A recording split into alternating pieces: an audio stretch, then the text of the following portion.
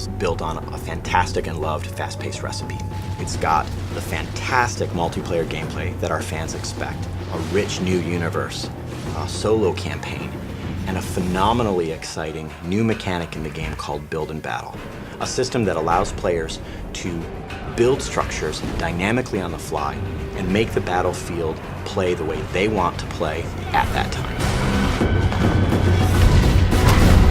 Warhawk was loved around the world by all of our fans. It was really built on a fast-paced, multi-dimensional gameplay over really broad landscapes. We wanted to go one step further. We really felt that the opportunity was great to make a brand new standout approach to the shooter genre, and that's what led us to Starhawk.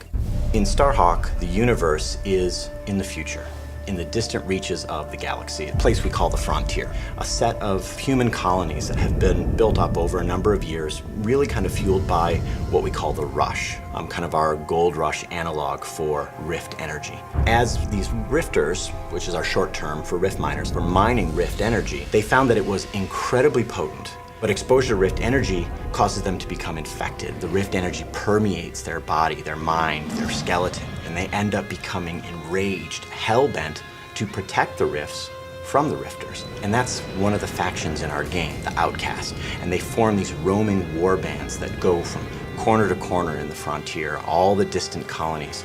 And really, that's at the heart of the conflict in our game. We didn't want it to just be two factions. We wanted there to be a face, a character that in our now included single player campaign that would really connect with players. That's where our character Emmett Graves comes in. He and his brother, a family operation, had a rift claim out in a distant planet. You know, as is unfortunate and common in the Frontier, an outcast warband rolled in and destroyed their extractor, and the rig exploded. As what happens with exposure to rift energy, both brothers were directly exposed. Now, of course, their gearman, Sidney Cutter, who was up in the dropship above, saw all of this happen. Yeah, this is what happens when those mangy creatures take over. It's a shame, I tell you. Cutter was able to modify some of his equipment to create this regulator device, and this horrible procedure implanted it directly into Emmett's spine. It's almost a curse. It's incredibly painful for Emmett. And now he bears the mark, the brand of an outcast warrior. And he became outcast himself. And so Emmett ended up being a hired gun, like a gunslinger, protecting claims, going to colonies that were being attacked by outcast warbands. Anybody that comes out here has a plan or a problem. I came back with both.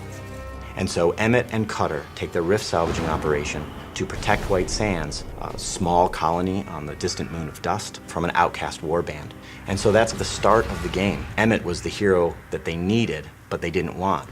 And not only is that conflict at the core of the game's story and fiction and universe, but it's actually core to our exciting new system in the game called Build and Battle. We decided to say, all right, what if the battlefield was just the landscape? A beautifully rendered canvas onto which the player could customize in a fast, violent, brutal way that matches the gameplay that they expected from Warhawk. And that's what Build and Battle is. It's a quick, brutal system to allow the player to build wall structures and bases and bunkers and towers and all of these other units and structures in the game to fit how they want to play, not only in single player, but in multiplayer. It's about telling the player, here's a combat challenge, and here's all the tools you have to solve it. Solve it how you want. Right in front of the player, not turn-based, right there on the battlefield. You are building all of these structures. Players love it, not only in single player, but in multiplayer. It's as fast-paced and as quick and as brutal as pulling the trigger on a weapon. That's what we wanted. We didn't want players to have to really manage anything.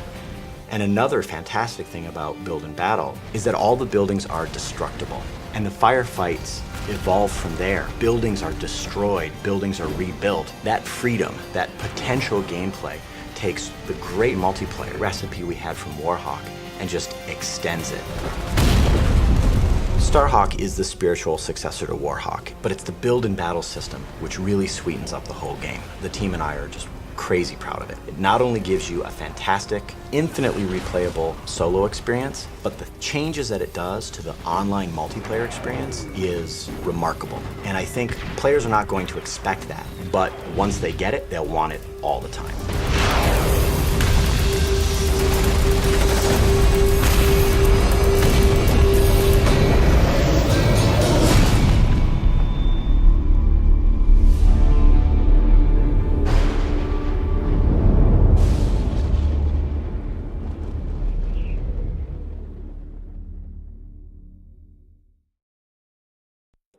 凶。